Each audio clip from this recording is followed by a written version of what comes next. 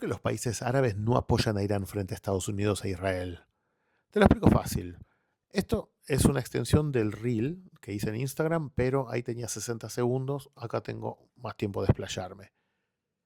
Desde afuera parece lógico pensar que deberían estar del mismo lado. Después de todo, están en la misma región, comparten religión y muchas veces hasta comparten enemigos. Israel. Pero cuando uno mira la historia de Oriente Medio, la realidad es bastante distinta. La primera razón es algo que mucha gente confunde. Irán no es árabe, Irán es persa. Aunque estén en la misma región, son pueblos distintos, hablan otro idioma. Los iraníes hablan persa o farsi, no hablan árabe, y tienen una historia, una identidad diferentes. La segunda es la diferencia religiosa. Irán es mayoritariamente chiita, mientras que la mayor parte del mundo musulmán es sunita. La división empezó cuando murió el profeta Mohammed. Ahí surgió una disputa sobre quién debía liderar a la comunidad musulmana. Los sunitas pensaban que el poder, los sunitas pensaban que el líder, el califa, debía elegirse entre los musulmanes más capaces y respetados de la comunidad. Los chiitas creían que el liderazgo debía quedarse dentro de la familia del profeta. Pero es importante entender algo, no son dos religiones distintas. Chiitas y sunitas creen en el mismo Corán, en el mismo profeta y comparten los 5 pilares del Islam, que son la profesión de la fe y creer que Dios es el único Dios y Mohammed el último profeta, las 5 oraciones diarias, la limosna obligatoria, el ayuno durante el Ramadán y el Hajj o la peregrinación a la Meca. La base religiosa es la misma. Ahora bien, todo esto existía desde hacía siglos, pero no explica por sí la situación actual. La revolución iraní fue lo que cambió todo. Pero antes hay que hablar del contexto, y para eso hay que ir a la Guerra Fría. Durante la mayor parte del siglo XX el mundo estaba dividido en dos bloques. Básicamente había dos opciones, o estabas del lado capitalista con Estados Unidos o del lado comunista con la Unión Soviética. Y Estados Unidos tenía tres aliados claves en la región, que eran Irán, Arabia Saudita e Israel. Hoy parece raro pensarlo, ¿no? Pero durante décadas Irán era uno de los principales aliados de Washington. Estados Unidos además en la época estaba ocupado con la guerra de Vietnam, así que no quería desplegar grandes ejércitos en el Oriente Medio. La estrategia fue apoyarse en potencias regionales que mantuvieran el equilibrio, y ahí Irán tenía un rol central. El Shah convirtió al país en una potencia militar regional. Estaba lleno de armamento occidental y tecnología militar de última generación. Hasta tenía al F-14, el avión de Top Gun.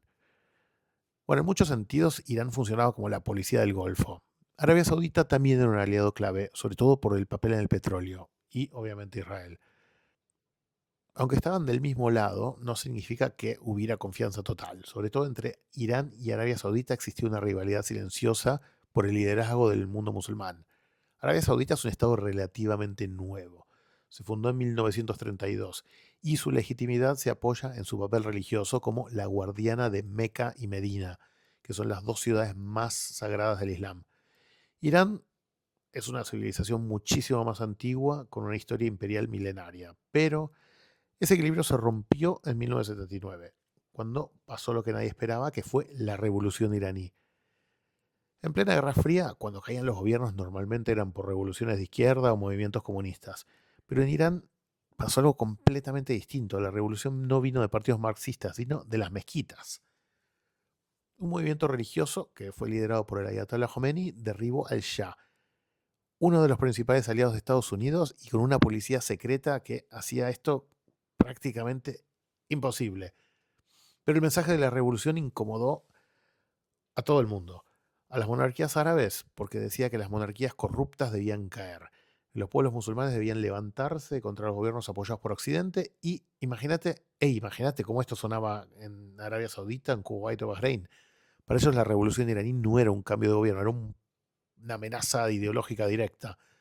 Pero además de las monarquías árabes, Estados Unidos estaba preocupado por el acceso al petróleo y la Unión Soviética también, porque la la Unión Soviética tenía varias repúblicas musulmanas en Asia Central, como Uzbekistán, Turkmenistán, todas estas. Y una revolución islámica cerca de sus fronteras podía ser contagiosa. Pero otro que se asustó fue Saddam Hussein. Irak es un país con mayoría chiita y Saddam Hussein lo gobernaba con una élite sunita minoritaria. Entonces la revolución iraní podía convertirse en una amenaza interna. El miedo a que los chiitas iraquíes inspiraran una revolución iraní y desafiaran el poder hizo que Saddam Hussein invada Irán en 1980. Lo hizo con una excusa por una disputa por el río Shatt al-Arab, que está ahí en el estuario donde se juntan el Tigris y el Éufrates. Y eso es la salida al Golfo Pérsico para Irak. Saddam pensó que era el momento perfecto, porque Irán acababa de pasar por la revolución, el ejército estaba desorganizado y muchos oficiales habían sido purgados. Entonces la idea era una guerra rápida. Le salió mal el cálculo, ¿eh? La guerra duró 8 años y fue una de las guerras más sangrientas del siglo XX. Se calcula que murieron más o menos entre 1 millón y 1,5 millones de personas. Millones de heridos, ciudades destruidas, armas químicas. Fue horroroso. Pero lo peor es que no cambió nada. No se movió un metro la frontera. El conflicto terminó donde había empezado. Pero políticamente la consecuencia sí fue muy profunda, porque Irán se dio cuenta de una cosa: estaba solo y rodeado de enemigos. Los países árabes habían financiado a Saddam. Occidente lo había apoyado también y hasta la Unión Soviética. Entonces Irán decidió cambiar la estrategia. Dijo: primero voy a apostar por la autosuficiencia militar. Desarrolló sus propios misiles, su industria militar, todo para no depender de otros países. Y segundo, hizo algo bastante inteligente desde el punto de vista geopolítico, ¿eh? Si no podés confiar en los gobiernos, podés confiar en actores no estatales.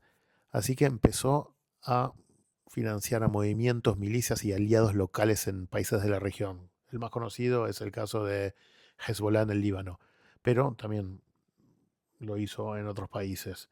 Entonces, en resumen, no es solo que Irán sea persa o que sea chiita. El verdadero problema es la revolución iraní. Es una amenaza para las monarquías de la región, porque la revolución dice que las monarquías corruptas deberían caer.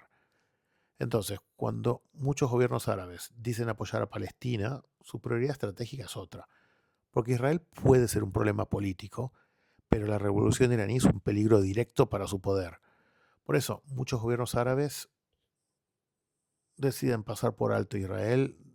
La amenaza hoy no es Israel, es Irán. Espero que te haya quedado claro y decime si te interesó, déjame comentarios y decime si te gustó este formato donde no tenés que verme la cara, solamente escuchar mi voz. Irá mejorando, ya me vas contando. Te leo.